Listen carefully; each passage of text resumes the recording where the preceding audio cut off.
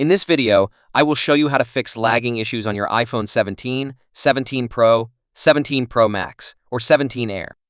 If your iPhone feels slow or freezes often, follow these steps carefully. First, force restart your iPhone.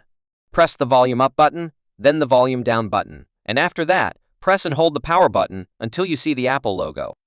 This clears temporary glitches that may cause lag. Next, open the Settings app and select General.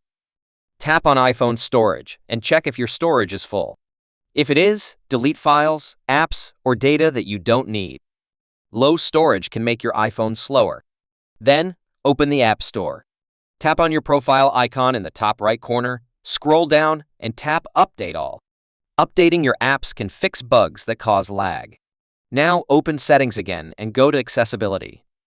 Scroll down and tap on Motion. Turn on Reduce Motion. This will make animations smoother and help your iPhone run faster. Finally, go back to Settings, select General, and tap on Software Update.